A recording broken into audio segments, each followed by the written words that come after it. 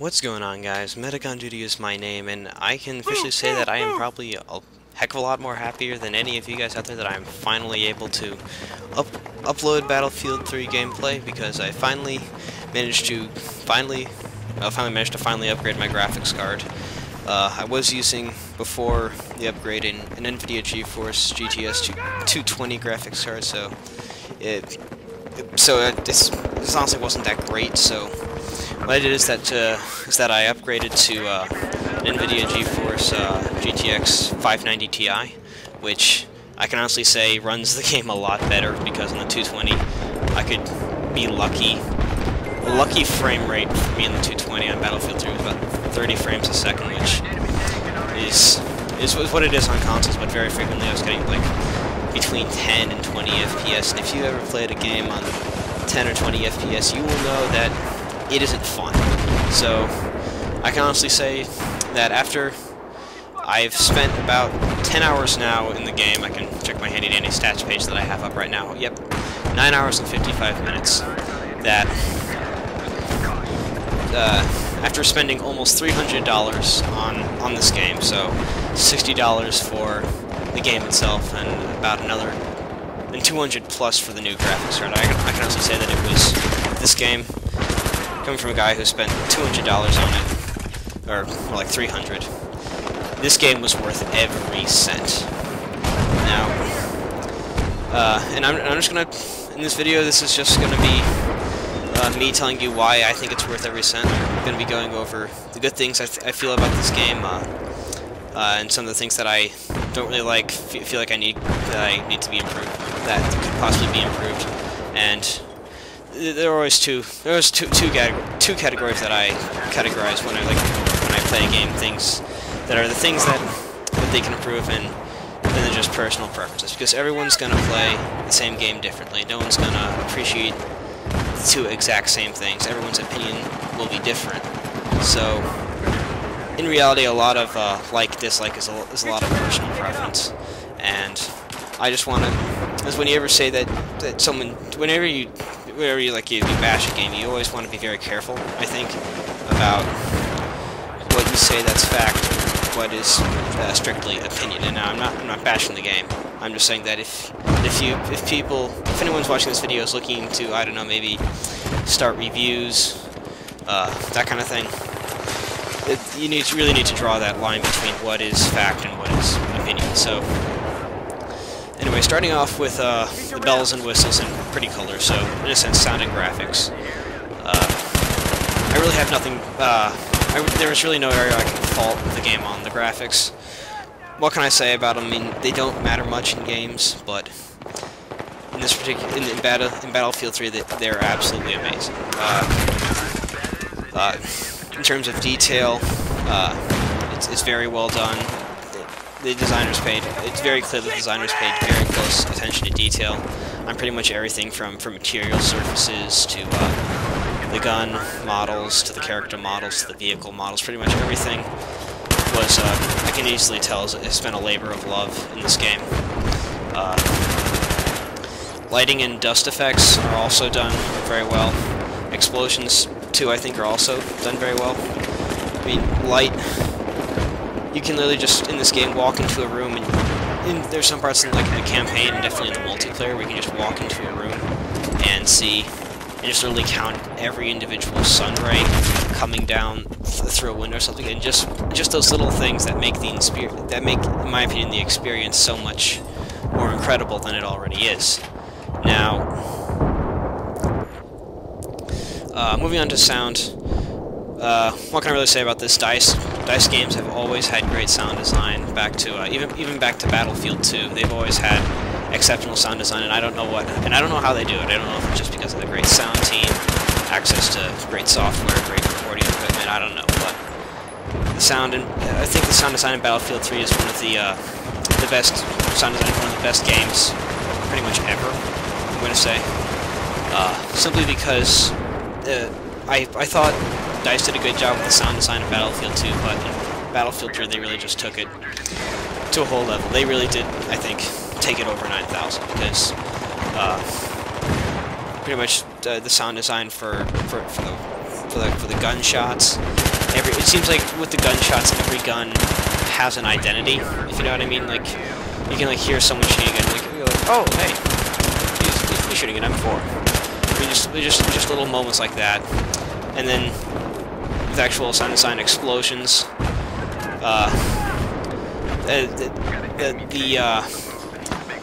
the fact that they like kill your hearing for a short while if they go off near to you, that's back, and it's still really cool. And in terms of like other sound design, character dialogue lines are also well done. And in actual terms of actual bullets, they're just moments where you can be playing this game, and you can take cover from a guy, and suddenly you can find that you can hear pretty much every individual round just whizzing past your head, and just those moments like that where you don't register it consciously, but you really just appreciate just how well the sound design in Battlefield 3 works. And well, that's enough for the cute stuff, the cute visuals, the bells and whistles, that kind of thing. But let's move on to the actual beef of the experience, the actual gameplay. Actual gameplay. The only thing I can say that's definitively changed from this in terms of game modes, pretty much all the standard game modes from Bad Company 2 return, with the inclusion of Team Deathmatch. So Conquest is back, Rush is back, Squad Deathmatch and Squad Rush are back. Pretty much all the great game modes you loved in Bad Company 2 are back in Battlefield 3. And in case you know, like I'm sounding like, because like I know that I mentioned in my video where I pretty much explained why I didn't get Modern Warfare 3, that there are certain reasons that I didn't get because it just stagnated and changed too much. And I suppose you could make the same argument about Battlefield, but there's so much new. There's so much more that's just new in this game. Like the destruction physics in the Frostbite 2 engine has been completely redone and taken to a new level. Hang on a second. Sorry, I had to warn you. But in Battlefield 3, they've taken the destruction physics to a whole new level. Buildings, it seems that they break apart a lot more realistically now than they did in Bad Company 2, which is a welcome sign, because I kind of felt when you were blowing up some building walls in the game that you were almost like it's almost like it wasn't like they were falling apart naturally, if you know what I mean. They just kind of broke along certain set points when like enough force got exerted to break them apart. Which, you know, destructible physics are kind of cool, but when you like spend as much time in the game as I have, like, you know, you just kind of notice those things, if you know what I mean. And it seems like in Battlefield 3, the building destruction physics, it seems that buildings almost fall apart more naturally, meaning like holes in buildings will respond more realistically to the potency and type of explosion that they receive. For example, like there's going to be a considerable difference between a hole caused by a tank round and an RPG run. I mean, like, it might not be noticeable at first, but there definitely is a difference. And in terms of, because and a lot of things are still remain the same, it's still a class-based shooter, but they did change around a lot of the classes, and they did so much stuff that I'm just going to have to go through it piece by piece. So if you remember the original classes from Bad Company 2, you had the Assault class. In 4 classes, you had the Assault class, which was, you know, the guy with the assault rifle, the grenade launcher, and the ammo crate. The engineer had the submachine gun, the RPG and the repair tool. The medic had the light machine gun, the defibrillator, and the med pack. And the recon had the sniper rifle, the option of a mortar strike or C4, and these little motion mines that you could throw and reveal enemy positions. And for the most part, some stuff has remained the same. They haven't changed, from what I've seen, the engineer at all. He still got the basic submachine gun, RPG, repair tool loadout that he had in Bad Company 2. The biggest changes in the class system I've seen happen to the medic class and the assault class. So essentially what happened is, if you can imagine at the medic class and the assault class from Bad Company 2. Imagine those just getting thrown into a blender, and out comes two new smoothies. First one was the new medic class, and the second one was a new class called the support class. What essentially happened is the medic class now has the assault rifle, the defibrillator, and the ammo crate. And if you want to, you can opt out to switch out your ammo crate for a new tube, an M320, I think. An M320 or an M230. Someone will correct me in the comments. Anyway, but I almost never do that because I value the med pack more. And the support class now has the light machine gun, the ammo crate, and he also got the recon classes C4 and claymores. And apparently, I haven't unlocked this yet, but he also has access to a portable mortar. I haven't tried the claymores or the portable mortar, and I haven't tried the C4 at all. And then again, I don't know if it's... And I haven't actually seen a lot of people using the claymores or C4. I don't know if it's because everyone's using the mortar or whatever, or if the claymores and C4s suck. But for the changes to the medic and support classes, I really like the way these two classes play out, because Bad Company 2 did a lot right. One of the things that I think it kind of failed was the medic class. The medic class was good, but the medic, if you think about it, is more of a frontline role than the light machine gun given to assign it, which is more of a suppressive hang-back role. So you could either hang back and suppress with the light machine gun, or you could be up in front with your squad mates reviving, only you're putting yourself at a disadvantage with your light machine gun, because if someone runs around the corner with an assault rifle or submachine gun, you're toast. So now, with the new arrangement, it allows the medic to actually be an up-close frontline role, which it's supposed to be, I think, and it allows the support to kind of hang back and suppress people and kill them in creative ways and hand out ammo, of course. The recon class, it's still the same. It still's got the sniper rifle as its primary. There are a few items you can use. The item that you start with is a mobile spawn point, which kind of acts like a tactical insertion for the rest of your squad, which is a really handy feature. Because a technique that people used a lot in Bad Company 2 is they'd have the recon guy hang back and then just have people spawn on him and rush into battle. So what you can do now is you can run in a little bit, plant your mobile spawn point in a nice convenient location for your guys to spawn on, and then just hang back and snipe while your guys spawn on the mobile spawn point and come back into the battle. There are a few other... The other piece of equipment that you can get is a motion sensor, kind of like if you remember the motion sensor from Black Ops, you should have the general idea of it. Simple thing, you lay it down, it picks up people, and lets you kill them. So, anything that lets you kill people is great. As for the recon class and the mortar strike, there is no mortar strike per se, but there is still there is something called the soft lamp, which I don't know if it lets you call in a mortar strike or not, because I haven't unlocked it, but it does at least let you, I think, laser mark targets. So I don't know if it's just simply the laser marker that lets other people lock onto it, or if it's simply just like something that you used to call in a mortar strike. I don't know, because I haven't unlocked it yet. And also, I completely forgot to mention this, for the engineer, there are a few new things that he's got, like in Bad Company 2, if you want to shoot down the helicopter, it was really hard. You either had to get someone to mark it with a tracer dart, or you just had to guesstimate its momentum and trajectory by pure luck, which is very hard if you come to think about it.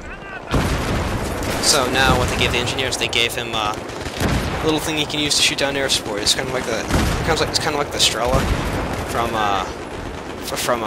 from Black Ops, and it actually works really well. This isn't in this particular game, but I got a clip from a different game where I shot it at a helicopter. It disables the helicopter, and I guess the three guys must have bailed out. Only when they hit the ground. I don't know exactly how this happened, but but it didn't give me just credit for the kills immediately. So I hit the helicopter, and it falls, and then suddenly I get a message saying, I get the score pop-up saying I got 3 kills, and then under each kill was a +10 for a road kill. So what I think happens, I shot the chopper, and then the chopper fell on them, which is really disgusting, really awesome. So, moving on to other stuff, weapon customization and the specializations. Specializations have been adjusted a little bit, so now instead of having two of them being for your character and one for your, essentially for your vehicle, you only get 2 of them for your. They've been expanded, but there are more of them for the vehicle side. Like you now have one for I believe it's one of them is specifically for your soldier, and the other one is an effect that's spread out throughout the entire squad. There's then the others are divided among the vehicles themselves. They're simply divided among vehicles generically by just land or air, and then among those vehicles, so things of a certain category. Like you can have a different specialization for your tank than you would for say an anti-air unit or troop transport, and just the same thing, you have a different specialization for a jet than you would for your attack helicopter or your scout helicopter, which I think that is a very nice way of going about things, because it lets people just choose a certain specialization that they enjoy for a vehicle and just keep that way. Because I remember just switching vehicles in Bad Company 2 and just saying like, oh, I don't have a good specialization for this, so crap, but best roll with it.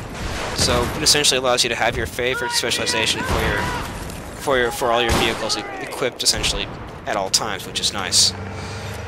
And then in terms of actual weapon customization, it's the weapon customization system they're using is a lot like Medal of Honor. So if you remember Medal of Honor, you could put up to 3 attachments on a gun. So one essentially is broken down into one optical attachment, a primary attachment, and a secondary attachment. Optical attachments are pretty much self-explanatory. You can have so there'd be red dot sights, ACOG sights, sniper scopes, that kind of thing. The primary attachments would be stuff like would be primarily underbarrel attachments, so like a tactical flashlight, a laser, a foregrip, stuff like that, a bipod, and then whatchamacallit, and then the secondary attachment would be, again, other attachments. This is more dealing with the muzzled gun, so there's an attachment called a heavy barrel. That's a secondary attachment that improves like your general accuracy, but includes but increases the recoil. And then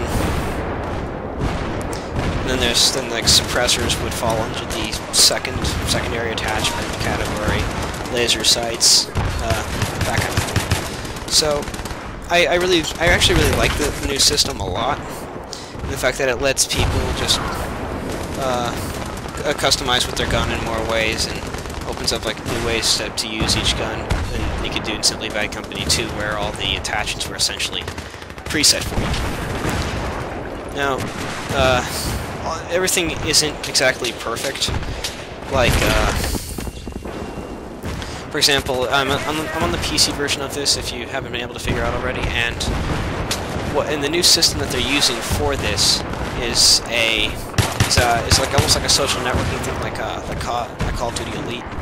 It's called Battle Log, and what it essentially is like, if you can picture Call of Duty Elite only for Battlefield, only with more social networking features, only it's free.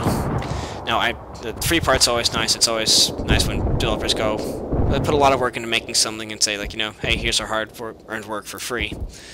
And I just really am glad that DICE decided not to charge people like Activision started doing for Elite, because not mean to go off on a rant, but I think just the whole thing behind Elite is just stupid. I mean, they're essentially charging people for a service that that everyone else is offering for free, and I just think it's dumb. So, anyway, Battlelog I don't think is by any means perfect, because in order to access it, because like when you open up Origin and you click on a game, what happens is it'll send you to a web browser application, and in that web browser, essentially Battlelog is where you'll launch everything. So it's where you'll launch the campaign, where you'll launch co-op, where you'll launch multiplayer, and stuff like that. And the thing is, it's great, but it's a web browser application, and I'm not meaning to hate on what DICE has done, but it kind of makes it look unprofessional when when you're releasing your most anticipated game in a while, and the way you open it up is through a web browser. It kind of makes it look a little bit unprofessional, if you know what I mean. So, and the other thing I think that they need to work on in the game is the spawns, because I've had situations where, like, there's one time where I spawned in a game, a guy immediately killed me, I spawn in the exact same spot where I died, and the guy just kills me again. And then I spawn a third time in the same place, which probably other people would have moved by now, but I just wanted to get revenge on him. So I spawned back there, and thankfully the guy was a support, and he was being an idiot on his mortar, and I just whipped out my assault rifle and shot him. Made things simple. So, that was kind of interesting, but then I had into another situation where I knew this guy was intentionally spawn camping, where I spawn in, I die, and then I watch him in the kill cam go prone and just watch, and just look at him watch where people are spawning. So I spawn, I'm going to figure out if I just spawn in the same place. I had to spawn like 3 or 4 times before I finally killed him, and sadly there wasn't an admin on the server, so we couldn't just like ban him or kick him for spawn camping, which was unfortunate, but all in all, I do think that the spawns do need some fixing in the game, because if you have stuff like that happening, there's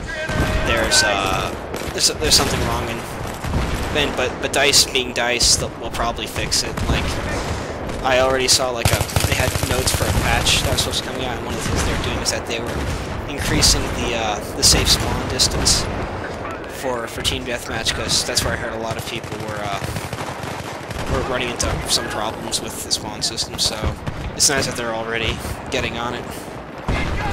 But apart from that, there's nothing really. There's no other area that I can really fault the game. Although,